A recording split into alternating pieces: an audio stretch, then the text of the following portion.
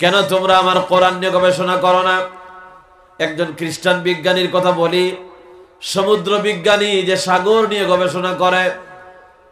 সাগরের পানি থাকে, আপনারা জানেন যারা সমুদ্রে গিয়েছেন, লবণাক্ত পানি থাকে, লুনা পানি থাকে। দুই সাগরের আবার ওই যে মিলনস্থল, যেটা যে জায়গায় পানি মিলিত হয়, সব সাগরের পানি কিন্তু লবণাক্ত নয়। কোন কোন সাগরের পানি আবার মিষ্টিও আছে।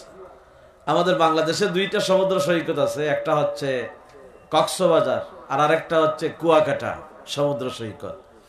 এখন কুয়াকাটায় আমি গত বছর গিয়া দেখলাম কক্সবাজারের পানি যেরকমের লবণাক্ত, কুয়াকাটার সাগরের পানি লবণাক্ত নয়, ওইটা একটু মিষ্টি ধরনের পানি। এখন দুই সাগর যেখানে মিলিত হয়েছে, ওখানে দেখা গেল ঠিক এই পাশের পানি হলো লবণাক্ত লুনা পানি, আর এই পাশের পানি হলো মিষ্টি, মানে পানি মিশে না। কেন মিশে না, এ নিয়ে একজন খ্রিস্টান বিজ্ঞানী গবেষণা আরম্ভ করলেন। আরো সহজে আমি আপনাদেরকে বুঝাই, পানির ধর্ম হলো মিশে যাওয়া। এই বোতলের মধ্যে কিছু নরমাল পানি আছে, এর ভিতরে যদি লাল রং মিশ্রিত কিছু জল ছেড়ে দেয়া হয়, তাহলে সব পানিগুলো কি হয়ে যাবে? লাল হয়ে যাবে। কিন্তু বিশাল জলরাশি হলো সমুদ্র, সেখানে দেখা গেল লবণাক্ত পানি মিষ্টি পানির ভিতরে যায় না, আবার মিষ্টি পানিও লবণাক্ত পানির মধ্যে আসে না। কেন মিশে না, নিয়ে একজন খ্রিস্টান বিজ্ঞানী গবেষণা আরম্ভ করলেন। পানির অতল তলদেশে চলে গেলেন। অতল তলদেশে গিয়া তিনি গবেষণা করে আবিষ্কার করলেন কেন দুই সাগরের পানি মিশে না। তার এই থিওরি তিনি পত্রিকায় ছড়াইয়া দিলেন। একজন মুসলিম স্কলার তার কাছে গেলেন, গিয়া বললেন, ভাই, দীর্ঘদিন গবেষণা করার পর তুমি আবিষ্কার করেছ কেন দুই সাগরের পানি মিশে না। আর তোমার গবেষণা করার 1000 বছর আগে আল্লাহ রাব্বুল আলামিন সূরা রহমানের ভিতরে বলে দিয়েছেন কেন দুই সাগরের পানি আমি আল্লাহ মিশতে দেই না। আল্লাহ রাব্বুল আলামিন বলেন, মারাজাল বাহরাইনি ইয়ালতাকিয়ান বাইনাহুমা বারযাখুল লা ইয়াবগিয়ান ফাবিআইয়ি আলা'i রাব্বিকুমা তুকাযযিবান। পড়েন আমার সাথে, ফাবিআইয়ি আলা'i রাব্বিকুমা তুকাযযিবান। আল্লাহ তাআলা বলেন, দুই সাগর আমি পাশাপাশি বহমান অবস্থায় রেখেছি। বাইনাহুমা বারযাখ, এদের উভয়ের মাঝখানে আমি আল্লাহ অন্তরায় তৈরি করেছি। আল্লাহ বলেন, আমি দুই সাগরের পানি মিশতে দেই না। আল্লাহ বলেন, আমি আল্লাহ দুই সাগরের পানি মিশতে দেই না। এটা শোনার পর ওই খ্রিস্টান বিজ্ঞানী বলল, কে বলেছে? আমার আগে তো এটা কেউ বলতে পারে নাই, কোথায় পাইছো? আল্লাহর কোরআনের সূরা রহমানের আয়াত তিনি পড়লেন। আয়াত পড়ার পর তিনি বিমুগ্ধ হয়ে গেলেন। তিনি বললেন, এটা তো সাধারণ কোনো কিতাব নয়। আল্লাহর কোরআন নিয়ে তিনি এবার গবেষণা আরম্ভ করলেন। গবেষণা করে করে দেখেন কোরআনে কারীমের ভিতরে একটার দুইটা না, অসংখ্য বিজ্ঞানের থিওরি আল্লাহ কোরআন শরীফে রেখে দিয়েছেন। কোন সুবহানাল্লাহ। ونشهد أن سيدنا وحبيبنا ومولانا محمدا عبده ورسوله الذي أرسله بالحق بشيرا ونذيرا وداعيا إلى الله بإذنه وسراجا منيرا. فقد قال الله تعالى في كلامه المجيد وفرقانه الحميد. زبان كله محبت الشهد أمرا شبائي بوري. أعوذ بالله من الشيطان الرجيم. بسم الله الرحمن الرحيم. إنا نحن نزلنا الذكر وإنا له لحافظون. وقال تعالى في شان حبيبه آمرا ومخبرا: إن الله وملائكته يصلون على النبي يا أيها الذين آمنوا صلوا عليه وسلموا تسليما.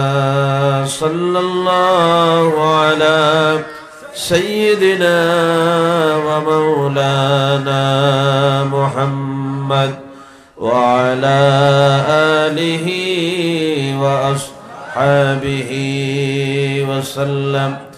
صلى الله على سيدنا ومولانا محمد وعلى آله وأصحابه وسلم. بلغ العلا بكماله كشف الدجى بجماله حسنت جميع خصاله. صلوا عليه يا صاحب الجمال ويا سيد البشر من وجهك المنير لقد نور القمر. بلغ العلا بكماله كشف الدجى بجماله حسنت جميع خصاله. صلوا عليه. একটু মুহাব্বতের সাথে কয়েকবার জিকির করি: লা ইলাহা ইল্লাল্লাহ, লা ইলাহা ইল্লাল্লাহ, লা ইলাহা সুবহানাল্লাহ, আলহামদুলিল্লাহ, লা ইলাহা সুবহানাল্লাহ ওয়ালহামদুলিল্লাহ, লা ইলাহা ইল্লাল্লাহু মুহাম্মাদুর রাসূলুল্লাহ সাল্লাল্লাহু আলাইহি ওয়াসাল্লাম। আজকের এই মুবারক ইজতেমা মাহফিলে সম্মানিত সভাপতি, হাজারাত উলামায়ে কেরাম, আমার সামনে উপস্থিত আমার পিতৃতুল্য শ্রদ্ধাভাজন মুরব্বিয়ানে আযম, অত্র এলাকার এবং অন্যান্য এলাকা থেকে আগত আমার প্রাণ প্রিয় যুবক ভাইয়েরা, পর্দার আড়ালে শ্রবণরতা পরম শ্রদ্ধা মা ও বোনেরা, আমি আবারও আপনাদেরকে রাসূল করিম সাল্লাল্লাহু আলাইহি ওয়াসাল্লামের শিখানো ভাষায় সালাম দিচ্ছি। আপনারা সকলে জবান খুলে আমার সালামের জবাব দিয়েন। আসসালামু আলাইকুম ওয়া রাহমাতুল্লাহি ওয়া বারাকাতুহু।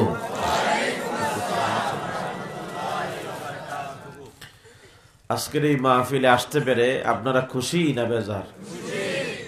আল্লাহ সুবহানাহু ওয়া তাআলার দরবারে শুকরিয়া আদায় করছি যে মহান আল্লাহ রাব্বুল ইজ্জতুল জালাল আজকের এই মোবারক ইজতেমা মাহফিলে আপনাদেরকে, আমাদেরকে সবাইকে আসার, বসার, কথা বলার, শোনার তৌফিক এনায়েত করেছেন। তার জন্য আমরা অন্তরের অন্তঃস্থল থেকে সমস্ত আবেগ, ভালোবাসা, মহব্বত উজাড় করে আল্লাহ তাআলার শিখানো ভাষায় কালিমাতুর শুকর পড়ি। আমরা সবাই পড়ি আলহামদুলিল্লাহ। আল্লাহ সুবহানাহু ওয়া তাআলার পবিত্র দরবারে শুকরিয়া আদায়ের পর আল্লাহর পরপরই আমরা যাকে স্মরণ করতে চাই, তিনি হচ্ছেন এই বিশ্বের ইতিহাসে সবচাইতে বিস্ময়কর ব্যক্তিত্ব, সবচাইতে বিস্ময়কর মহামানব, সাইয়্যিদুল মুরসালিন, আশরাফুল আম্বিয়া, রাহমাতাল লিল আলামিন, বিশ্ব নবী মুহাম্মদুর রাসূলুল্লাহ সাল্লাল্লাহু আলাইহি ওয়াসাল্লামের প্রতি। সম্মানিত হাজিরিন, আপনারা এতক্ষণ পর্যন্ত বড় সাহেবের জবান থেকে গুরুত্বপূর্ণ নসিহত শুনেছেন।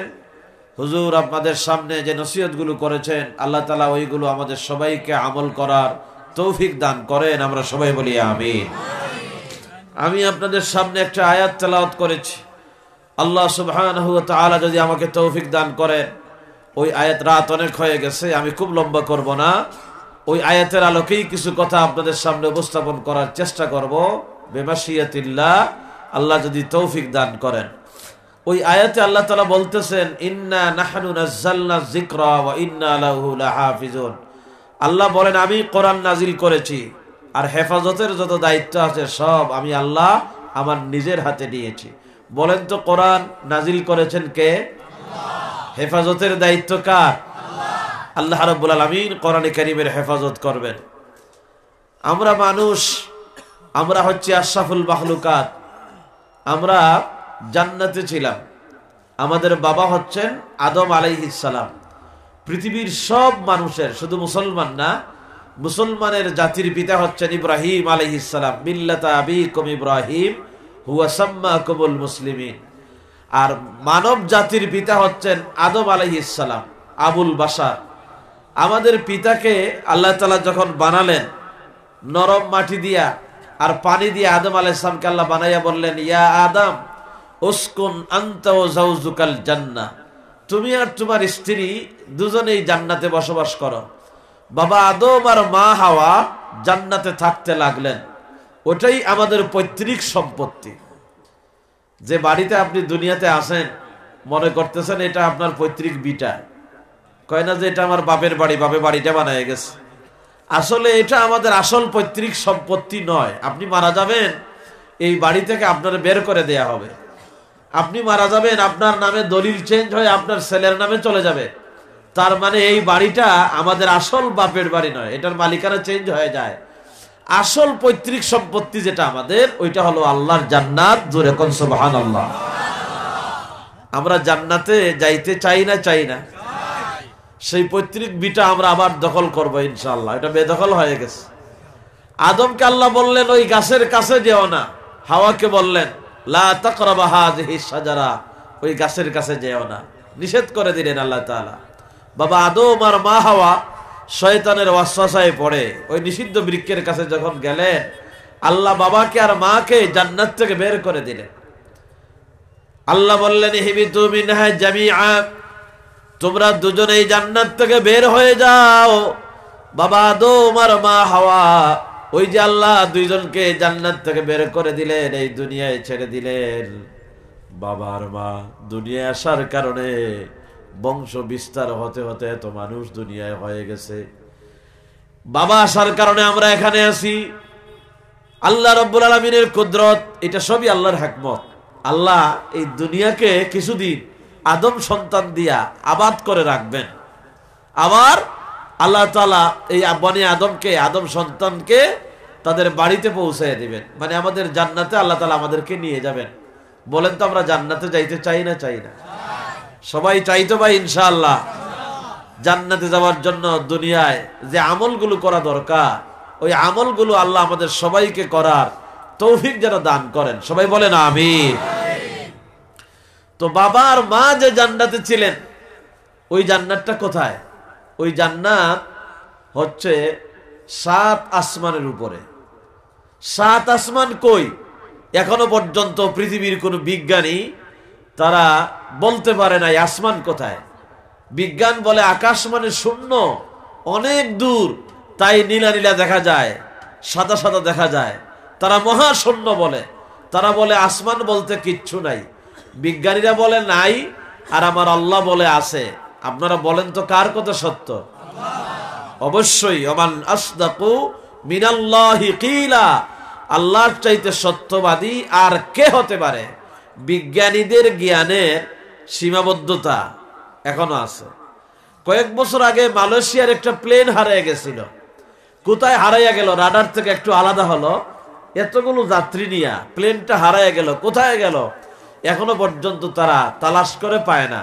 তার মানে তাদের জ্ঞানের একটা সীমাবদ্ধতা আছে। তারা আকাশের দূরত্ব কেমনে নির্ণয় করবে? তারা বলে আসমান বলতে কিচ্ছু নাই। আর আমার আল্লাহ রাব্বুল আলামিন বলেন, শোনো দুনিয়ার মানুষেরা, আসমান একটা আর দুইটা না, সাত আসমান আমি আল্লাহ তৈরি করেছি তবকায় তবকায়। আল্লাযী খালাকা সাবআ সামাওয়াতিন তিবাকা, আল্লাহ বলেন তবকায় তবকায় সাতটা আসমান আমি আল্লাহ তৈরি করেছি। প্রথম আসমান কই এখনো বলতে পারে নাই তারা বিজ্ঞানীরা। তারা চাঁদের দূরত্ব সূর্যের দূরত্ব নির্ণয় করেছে। তারা বলেছে সূর্য হচ্ছে পৃথিবী থেকে 9,30,00,000 মাইল দূরে। সুবহানাল্লাহ, 9,30,00,000 মাইল। এটা কি সোজা কথা নাকি? মামুর বাড়ি অনেক দূর, অনেক দূর সূর্য, 9,30,00,000 মাইল দূরে। আমরা দেখি ফুটবলের মতো সূর্যটা যখন এই শীতের সকালে যখন উদিত হয়, আবার সন্ধ্যাবেলা যখন অস্তমিত হয়, দেখতে ফুটবলের মতো মনে হলেও সূর্যটা ফুটবলের মতো নয়।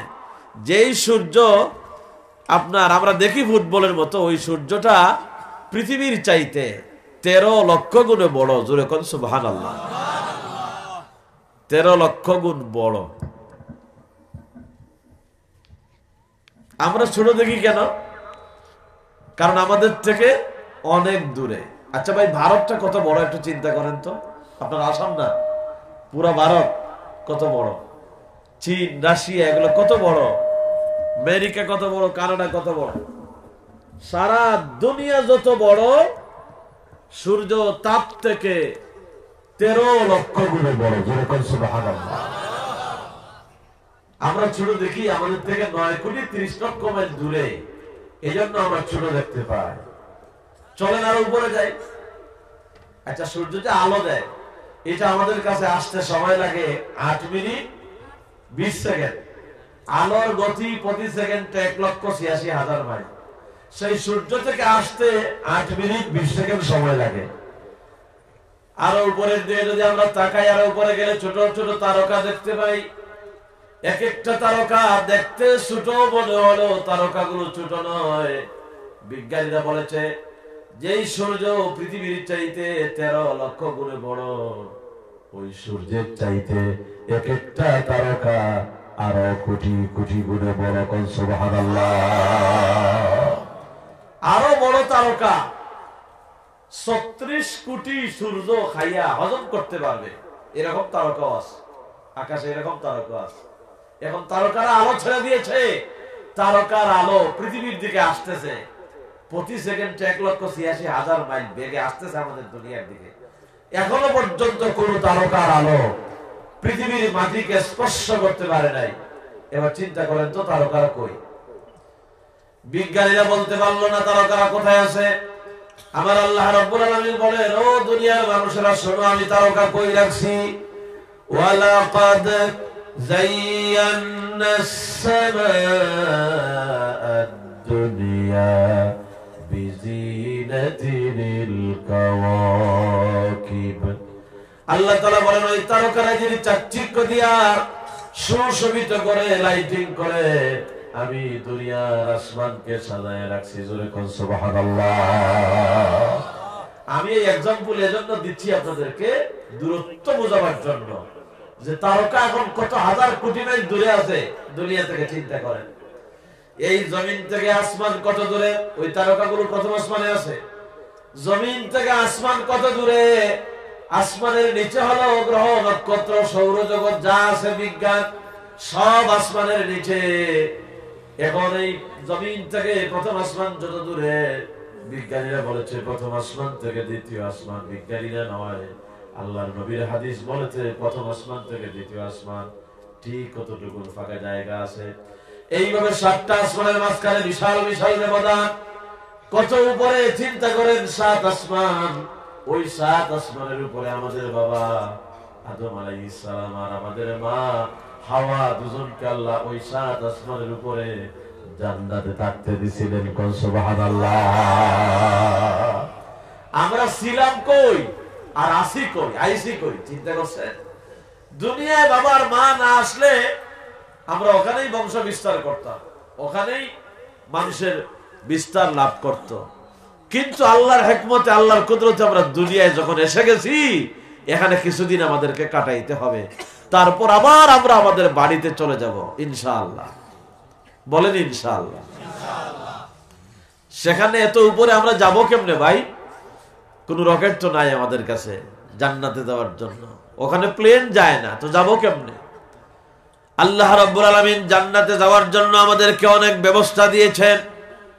তার মধ্যে একটা ব্যবস্থা হলো আল্লাহ তাআলা বলেন, ওয়াতাসিমু বিহাবলিল্লাহি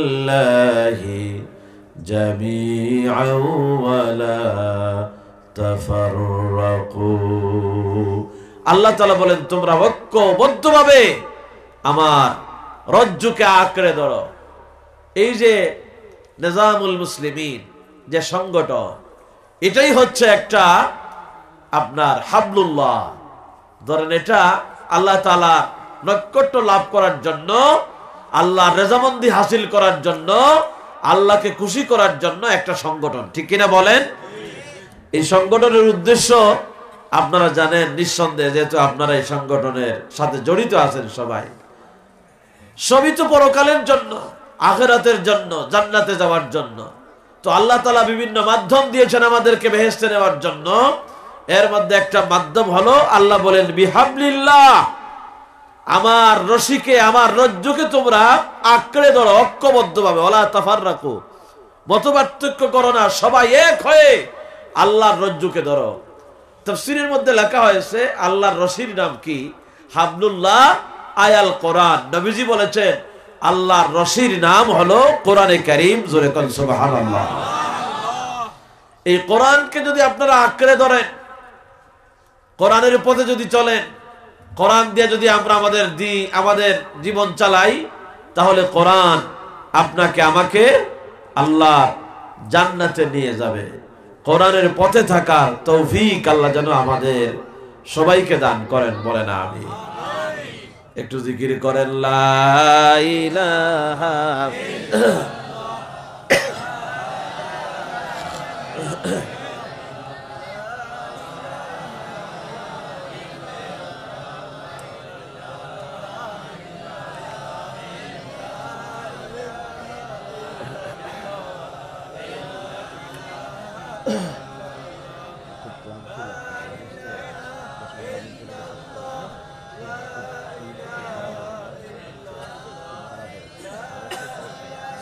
লা ইলাহা ইল্লাল্লাহ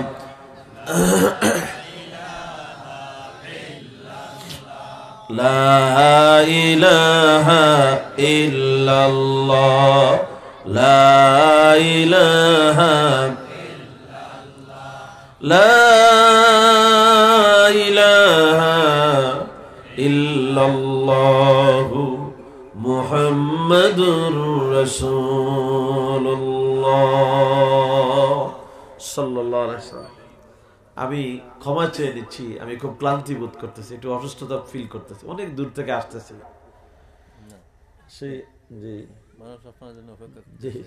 দোয়া করেন আল্লাহ যেন কিছু কথা বলার তৌফিক দান করেন। খুব ক্লান্তি বোধ করতেছি, শরীরটা খুব দুর্বল হয়ে যাচ্ছে। তো আমরা জান্নাতে যাইতে চাইতো ভাই ইনশাআল্লাহ। সবাই বলেন জান্নাতে চাইতো ইনশাআল্লাহ। জান্নাতে যাইতে হলে আল্লাহর রজ্জুকে আঁকড়ে ধরতে হবে আমাদেরকে। এটা হচ্ছে বিজ্ঞানের যুগ।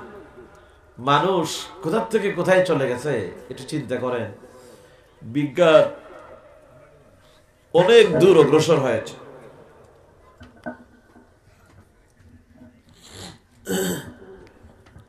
দুরূদ শরীফ পড়েন, সাল্লাল্লাহু আলা সাইয়্যিদিনা ওয়া মাওলানা মুহাম্মদ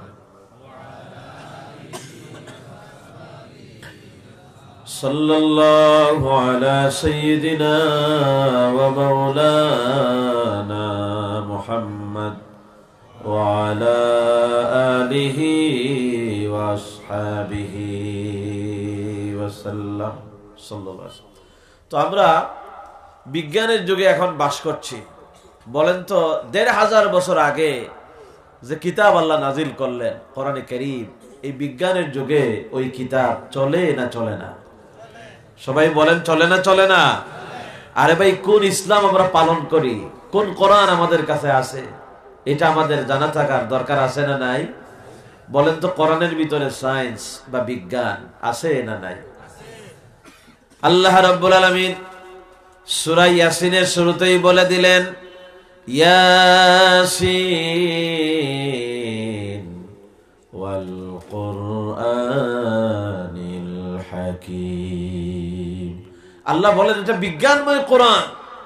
আমরা তো কোরআন গবেষণা করি না, কোরআন নিয়ে আমরা চিন্তা ভাবনা করি না। আল্লাহ বলেন তোমাদের কি হয়েছে? আফালা ইয়াতাদাব্বারুনাল কোরআন, কেন তোমরা আমার কোরআন নিয়ে গবেষণা করো না? একজন খ্রিস্টান বিজ্ঞানীর কথা বলি, সমুদ্র বিজ্ঞানী যে সাগর নিয়ে গবেষণা করে। সাগরের পানি থাকে, আপনারা জানেন যারা সমুদ্রে গিয়েছেন, লবণাক্ত পানি থাকে, লুনা পানি থাকে।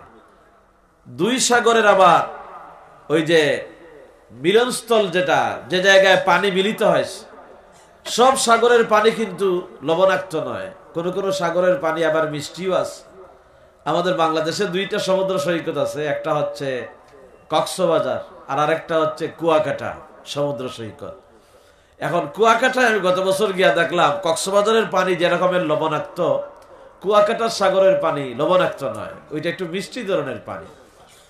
এখন দুই সাগর যেখানে মিলিত হয়েছে, ওখানে দেখা গেল ঠিক এই পাশের পানি হলো লবণাক্ত লুনা পানি, আর এই পাশের পানি হলো মিষ্টি, মানে পানি মিশে না। কেন মিশে না? এ নিয়ে একজন খ্রিস্টান বিজ্ঞানী গবেষণা আরম্ভ করলেন। আরো সহজে আমি আপনাদেরকে বুঝাই, পানির ধর্ম হলো মিশে যাওয়া। এই বোতলের মধ্যে কিছু নরমাল পানি আছে, এর ভিতরে যদি লাল রং মিশ্রিত কিছু জল ছেড়ে দেয়া হয়, তাহলে সব পানিগুলো কি হয়ে যাবে? লাল হয়ে যাবে। কিন্তু বিশাল জলরাশি হলো সমুদ্র, সেখানে দেখা গেল লবণাক্ত পানি মিষ্টি পানির ভিতরে যায় না, আবার মিষ্টি পানিও লবণাক্ত পানির মধ্যে আসে না। কেন মিশে না? এ নিয়ে একজন খ্রিস্টান বিজ্ঞানী গবেষণা আরম্ভ করলেন। পানির অতল তলদেশে চলে গেলেন। অতল তলদেশে গিয়া তিনি গবেষণা করে আবিষ্কার করলেন কেন দুই সাগরের পানি মিশে না। তার এই থিওরি তিনি পত্রিকায় ছড়াইয়া দিলেন। একজন মুসলিম স্কলার তার কাছে গেলেন, গিয়া বললেন, ভাই, দীর্ঘদিন গবেষণা করার পর তুমি আবিষ্কার করেছ কেন দুই সাগরের পানি মিশে না, আর তোমার গবেষণা করার 1000 বছর আগে আল্লাহ রাব্বুল আলামিন সূরা রহমানের ভিতরে বলে দিয়েছেন কেন দুই সাগরের পানি আমি আল্লাহ মিশতে দেই না। আল্লাহ রাব্বুল আলামিন বলেন, মারাজাল বাহরাইনি ইয়ালতাকিয়ান বাইনাহুমা বারযাখুল লা ইয়াবগিয়ান ফাবিআইয়ি আলা'i রাব্বিকুমা তুকাযযিবান। পড়েন আমার সাথে, ফাবিআইয়ি আলা'i রাব্বিকুমা তুকাযযিবান। আল্লাহ তাআলা বলেন, দুই সাগর আমি পাশাপাশি বহমান অবস্থায় রেখেছি। বাইনাহুমা বারযাখ, এদের উভয়ের মাঝখানে আমি আল্লাহ অন্তরায় তৈরি করেছি। আল্লাহ বলেন, আমি দুই সাগরের পানি মিশতে দেই না। আল্লাহ বলেন, আমি আল্লাহ দুই সাগরের পানি মিশতে দেই না। এটা শোনার পর ওই খ্রিস্টান বিজ্ঞানী বলল, কে বলেছে? আমার আগে তো এটা কেউ বলতে পারে নাই, কোথায় পাইছো? আল্লাহর কোরআনের সূরা রহমানের আয়াত তিনি পড়লেন। আয়াত পড়ার পর তিনি বিমুগ্ধ হয়ে গেলেন। তিনি বললেন, এটা তো সাধারণ কোনো কিতাব নয়। আল্লাহর কোরআন নিয়ে তিনি এবার গবেষণা আরম্ভ করলেন। গবেষণা করে করে দেখেন কোরআনে কারীমের ভিতরে একটার দুইটা না, অসংখ্য বিজ্ঞানের থিওরি আল্লাহ কোরআন শরীফে রেখে দিয়েছেন। কোন সুবহানাল্লাহ।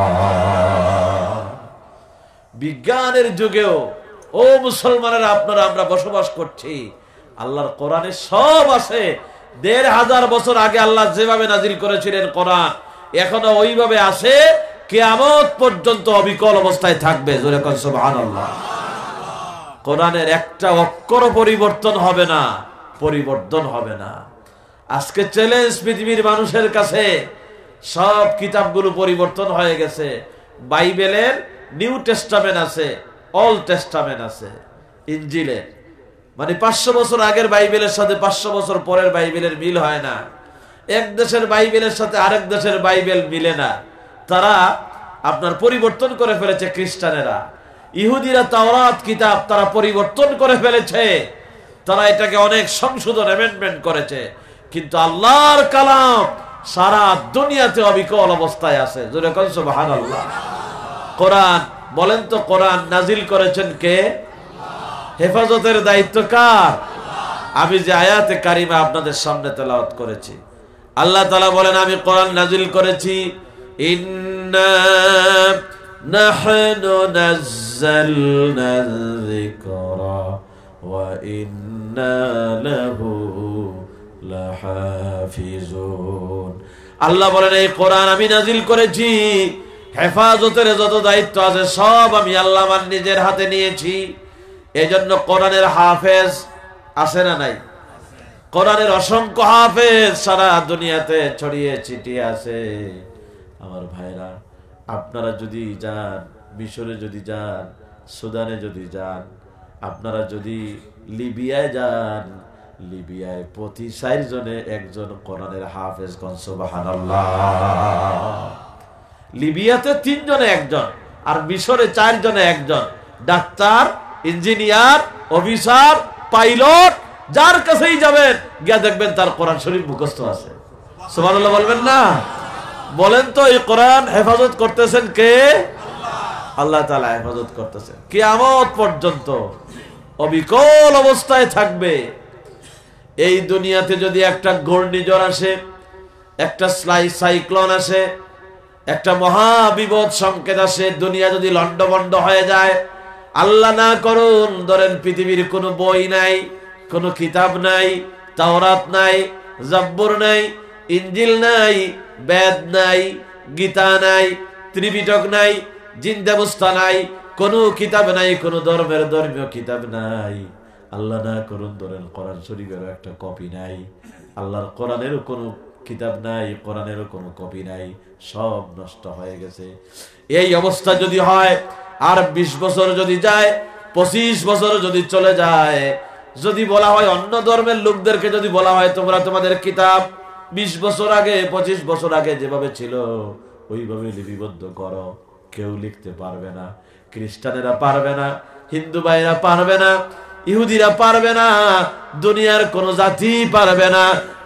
একমাত্র মুসলমান আল্লাহর কোরআনের হাফেজ থাকার কারণে 20-25 বছর পরেও, 50 বছর পরেও যেভাবে আল্লাহর কিতাব ছিল হাফেজেরা পড়বে, আর আলেমেরা কোরআন হুবহু লিখতে পারবে। কোন সুবহানাল্লাহ। কত বড় মুজিজা!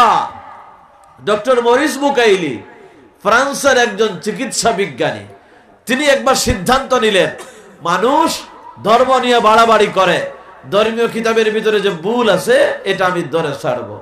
তিনি ধর্মীয় কিতাবগুলো নিয়ে গবেষণা আরম্ভ করলেন। প্রথমে নিজের ধর্ম, খ্রিস্টিয়ান ধর্ম, তার ধর্মের কিতাব ইনজিল, বাইবেল নিয়ে গবেষণা করলেন। গবেষণা করে দেখেন বাইবেলের কি কি পরিবর্তন হয়েছে এটা তিনি তুলে ধরলেন। তাওরাত নিয়ে গবেষণা করলেন, তাওরাতের কি কি পরিবর্তন হয়েছে এগুলা তিনি জাতির সামনে তুলে ধরলেন। আর বললেন তোমরা ধর্ম নিয়ে বাড়াবাড়ি করো, ও ধর্মের লোকেরা দেখো ধর্মীয় কিতাবগুলো পরিবর্তন হয়ে গেছে, অবিকল অবস্থায় নাই। সর্বশেষ আসমানি কিতাব হলো কোরআনে কারীম। ডক্টর মরিস বুকাইলি মনে করলেন যেহেতু এটা সর্বশেষ নাজিলকৃত কিতাব, এটাকে সবার শেষে ধরবো, এরপরে কোরআনের ভুল আমি ধরে ছাড়বো। আল্লাহর কোরআনের ভুল ধরার জন্য ফ্রান্সের মেডিকেল সায়েন্টিস্ট, চিকিৎসা বিজ্ঞানী কোরআন নিয়ে গবেষণা আরম্ভ করলেন। ভুল ধরার জন্য কোরআন পড়ে, আরবি জানেন না, তিনি তার মাতৃভাষা ফ্রেঞ্চ ল্যাঙ্গুয়েজে আল্লাহর কোরআনের যে তরজমাগুলো আছে এগুলো পড়লেন। কোরআনে কারীমের ভুল তিনি ধরতে পারেন না। ডক্টর মরিস বুকাইলি ইংরেজিতে কোরআনের যে ট্রান্সলেট গুলো আছে এগুলো পড়লেন, ভুল ধরার জন্য কোরআনের ভুল ধরতে পারে না। ডক্টর মরিস বুকাইলি মনে করলো কোরআন তো আরবি ভাষায় নাজিল হয়েছে। কোন ভাষায়? আরবি আমাদের সকলের কম আর বেশ জানা আছে না নাই? মিয়াসাব হন আর মিয়াসাব সারা হন, সকলের আরবি কম আর বেশ জানা আছে না ভাই? আমরা যে সালাম দেই, সালামটা ইংরেজিতে দেই নাকি আরবিতে দেই? আরবিতে দেই। এই জন্য ফোনে খালি হ্যালো বললেন না, ফোন যখন করবেন তখন সবার আগে কি বলবেন? বলেন কি বলবো আমরা? এটাই তো আমাদের ধর্ম, এটাই আমাদের সৌন্দর্য। আসসালামু আলাইকুম বলবো আমরা। হেলো বললে কোনো সওয়াব আছে নাকি? হেলো হেল থেকে অনেকে বলে, হেল মানে জাহান্নাম। কি বলতেছি আমরা জানেন? হেলো বলবো না, আমরা বলবো আসসালামু আলাইকুম। নবীজি বলেছেন আসসালাম ক্বাবলাল কালাম, কথা বলার আগে সালাম দিতে হবে। এই আমলটা আমরা করবো তো ভাই ইনশাআল্লাহ? যে আগে সালাম দেয় তার নেকি বেশি না কম? এজন্য আমরা আগে সালাম দেওয়ার জন্য চেষ্টা করব। সালামটা হচ্ছে আরবি ভাষায়, আরবি না? তাহলে তো আরবি আমরা কম আর বেশ জানি। তারপরে আমাদের যে আজান হয়, বলেন তো আজানটা কোন ভাষায়? আরবি ভাষায়। ওই যে বিদেশে যখন যায়, আমাদের দেশের লোকেরা সৌদি আরবে যখন যায়, দুবাইতে যায়, কাতারে যায়, ওই দেশগুলো তো আরবি ল্যাঙ্গুয়েজ। গিয়া মায়েরে ফোন দেয়, ফোন দিয়ে কয় মা আরব দেশে আইছি, আরবি ভাষা তো বুঝি না, সবাই খালি আরবিতে কথা কয়, সব সময় আরবিতে কি বলে বুঝি না, খালি আজান যখন হয় আজানটা দেখি খালি বাংলায় দেয়। আজান কি বাংলায় দেয় নাকি? ওই যে দেশে শুনছে আজান, এজন্য মনে করছে এটা মনে হয় বাংলা, আসলে আজানও আরবি। তাহলে আমাদের আরবি কম আর বেশ জানা আছে না নাই? অবশ্যই আমাদের আরবি জানা আছে। কোরআনে কারীমকে আল্লাহ আরবি ভাষায় নাজিল করেছেন। আরবি ভাষাটা দেখেন, পৃথিবীর যত ভাষা আছে এর মধ্যে আরবি ভাষাটা কিন্তু ডান দিক থেকে শুরু হয়েছে। আপনি যখন কোরআন শরীফ তেলাওয়াত করবেন তখন কোন দিক থেকে? ডান দিক থেকে। আচ্ছা, ডানেরটা ভালো না বামেরটা ভালো? আমরা খাওয়া দাওয়া করি কোন হাত দিয়া? সালাম দেই ডান হাত দিয়া। ভালো ভালো কাজ, মারা যাওয়ার পর জান্নাতে যখন যাব, আমলনামা যাদের এই দুনিয়ায় যারা জান্নাতি হয়ে যাবে তাদের আমলনামা কোন হাতে দেয়া হবে? ডান হাতে দেয়া হবে। ডান দিক থেকে আরবি ভাষা শুরু হয়েছে। আর আমাদের কোরআনের ভাষা তো আরবি ভাষা, কবরের ভাষা কি? আরবি। আরবিতে আল্লাহ রাব্বুল আলামিন কোরআন নাজিল করেছেন। আল্লাহ বলেন, আমি এই কোরআনকে আরবি ভাষায় নানজালনাহু কুরআনান আরাবিয়া, আমি আরবিতে কোরআনে কারীম নাজিল করেছি। আরবি ভাষায় আল্লাহ কোরআন নাজিল করলেন। ওই যে ডক্টর মরিস বুখারীর কথা বলতেছিলাম আপনাদেরকে, তিনি বললেন যে এটা তো আরবি ভাষায় নাজিল হয়েছে, আমি আরবি না জানার কারণে কোরআনের ভুল ধরতে পারতেছি না, এবার আরবি শিখবো তারপরে কোরআনের ভুল ধরবো। তিনি আরবি শিখার জন্য ল্যাঙ্গুয়েজ কোর্স করলেন, সৌদি আরবে গিয়া ভর্তি হলেন, 2 ইয়ার্স অ্যারাবিক ল্যাঙ্গুয়েজ কোর্স করলেন, ভালোভাবে আরবিটা আয়ত্তে আনলেন। আরবি ভাষা শিখার পর এবার তিনি সিদ্ধান্ত নিলেন, এখন আমি কোরআনের ভুল ধরবো। আল্লাহর কোরআনের সূরা ফাতিহা থেকে সূরা নাস পর্যন্ত 30 পারা কোরআন পড়তেছেন কোরআনের ভুল ধরার জন্য। সূরা ফাতিহা থেকে সূরা নাস পর্যন্ত কোরআন শরীফ পড়ে, কিন্তু কোরআনে কারীমের কোনো ভুল ধরতে পারে না। ডক্টর মরিস বুকাইলি যতই চেষ্টা করে কোরআনের ভুল ধরা হয় না। অবশেষে এসে ডেকে ডেকে বলে, মিডিয়ায় এসে বলে, ও দুনিয়ার মানুষেরা শোনো, আমি সব কিতাবের পরিবর্তন যে হয়েছে এটা ধরেছি, হয়েছে আমি গবেষণা করে ধরেছি। আল্লাহর কোরআন, এই কোরআনের ভুল ধরার জন্য আমি যত গবেষণা করলাম কোরআনের ভুল ধরতে পারি না, যতই চেষ্টা করি বরং কোরআনে কারীম আমার নিজের জীবনের ভুল ধরাইয়া দেয়। জালিকাল কিতাবু লা রাইবা ফি, তিনি বললেন that is book, it is no doubt it, এটা এমন একটা কিতাব যেই কিতাবের ভিতরে বিন্দু মাত্র কোনো সন্দেহ নাই। সুবহানাল্লাহ বলবেন না আপনারা? বুঝতে পারছেন আপনারা ভাই? তাহলে বলেন তো, এই বিজ্ঞানের যুগে আল্লাহর কিতাব চলে না চলে না? আমাদের কাছে কাল আছে 3টা, একটা হলো অতীত, এখন হলো বর্তমান, আর সামনে আছে কি? ভবিষ্যৎ। আল্লাহর কাছে কাল হলো একটা। কয়টা কাল আল্লাহর কাছে? আল্লাহর কাছে সবই বর্তমান। এখন আপনি ফেসবুক ব্যবহার করেন, 50 বছর আগে ফেসবুক কি জিনিস মানুষ কল্পনাও করতে পারে না, ঠিক কিনা বলেন? আরো 50 বছর পরে কোন ইন্টারনেট, কোন বিজ্ঞান আবিষ্কার হবে আমরা না জানলেও আল্লাহর জানা আছে না নাই? আল্লাহর জানা আছে। এই জন্য আল্লাহ তাআলা সব যুগের জন্য যুগ উপযোগী করে এই কোরআন নাজিল করেছেন। জোরে কোন সুবহানাল্লাহ। এখন মুসলমানদের কাছে বিজ্ঞান নাই, অথচ এক সময় বিজ্ঞানের জনক ছিল মুসলমানরা। কলম, এটা দরকারি না খুব বেশি? কলম আবিষ্কার করেছে মুসলমানরা। সুবহানাল্লাহ। আগে কোরআন নিয়ে গবেষণা হইতো, এখন তো গবেষণা নাই, পড়াশোনায় আমরা অনেক পিছনে। ঘড়ি কত এসেনশিয়াল চিন্তা করেন। এই ঘড়িটা আবিষ্কার করেছে মুসলমানরা, ক্যালেন্ডার আবিষ্কার করেছে মুসলমানরা, মেডিকেল সায়েন্স, অপারেশন, চিকিৎসা বিজ্ঞান জনক হলো মুসলমানরা। ইবনে সিনার নাম আপনারা শুনেন নাই? মুসলমানরাই চিকিৎসা বিজ্ঞান আবিষ্কার করেছে। কম্পিউটারের জনককে চার্লস বেবেজকে বলা হয়, কিন্তু কম্পিউটার তো ম্যাথ থেকে আসছে, আর ম্যাথের জনক হলো মুসলমান। এল জাবরা আসে না স্কুলে, এল জাবরা, এই এল জাবরা আল জাবের একজন মুসলমান গণিত বিজ্ঞানী ছিলেন। সুবহানাল্লাহ বলবেন না আপনারা? আবারও আমাদেরকে জ্ঞান বিজ্ঞানে অগ্রসর হতে হবে। মুসলমানদের পড়াশোনা করার দরকার আছে না নাই? আজকের এই সম্মেলনে যারা এসেছেন, আমি উদাত্ত আহ্বান রেখে গেলাম, আসুন আমরা কোরআনের কাছে আসি, কোরআন নিয়ে গবেষণা করি, কোরআন পড়ি, কোরআনের আলোকে আমরা আমাদের জীবন গঠন করি। তাহলে এই ইজতেমা সম্মেলন আমাদের সফল হবে। আল্লাহ আমাদেরকে তৌফিক দান করেন, বলেন আমিন। আমি ক্ষমা চেয়ে নিচ্ছি আপনাদের কাছে, আমার প্রেশার লো হয়ে গেছে। আমি ওই যে আসার সময় প্রেশার মেপে আসছি, খুবই ক্লান্ত। আমি দুঃখ প্রকাশ করতেছি। জি জি, কিছু বলবেন? আচ্ছা, এখন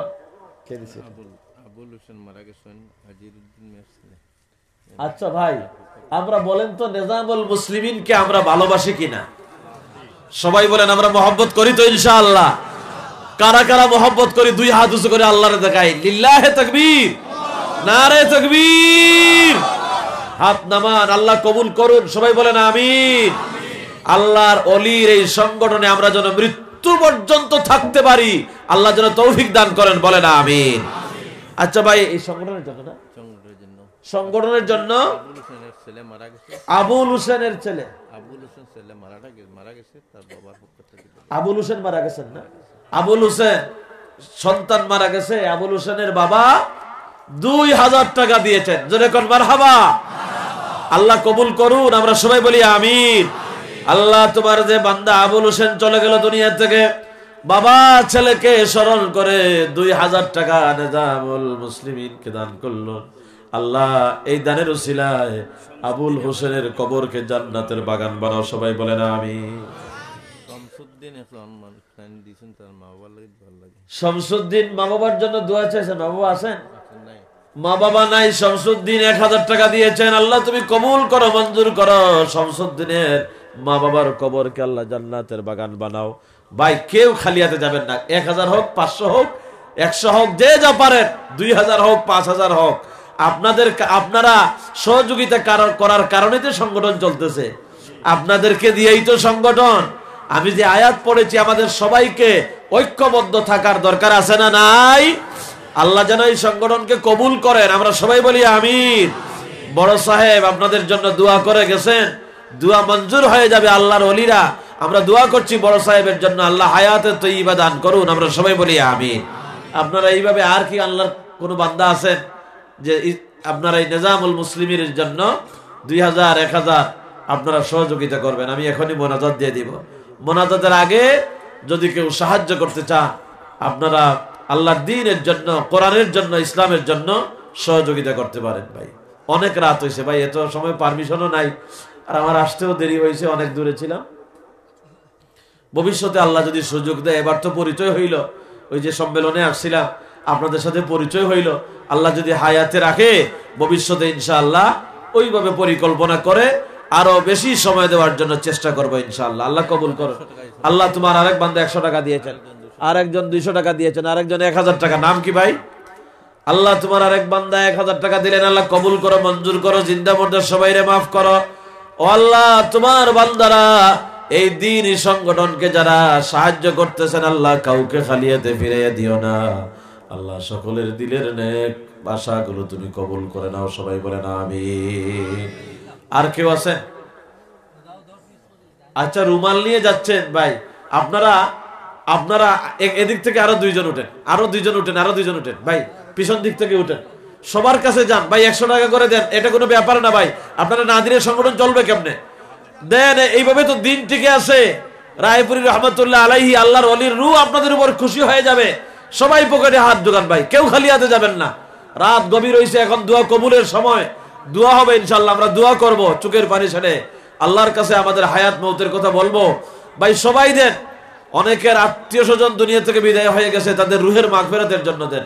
আল্লাহ তোমার বান্দারা যারা সহযোগিতা করতেছেন কাউকে তুমি নিরাশ করো না, সকলের দানকে তুমি কবুল করো, মঞ্জুর করো। সবাই বলেন না আমিন ইয়া রাব্বাল আলামিন।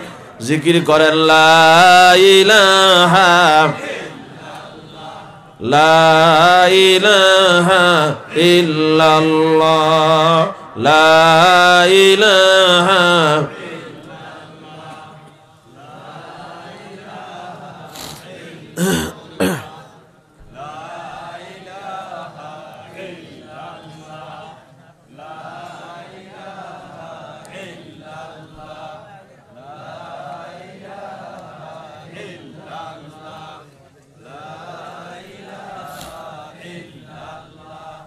লা ইলাহা ইল্লাল্লাহ সুবহানাল্লাহ আলহামদুলিল্লাহ। কিছু বলবেন?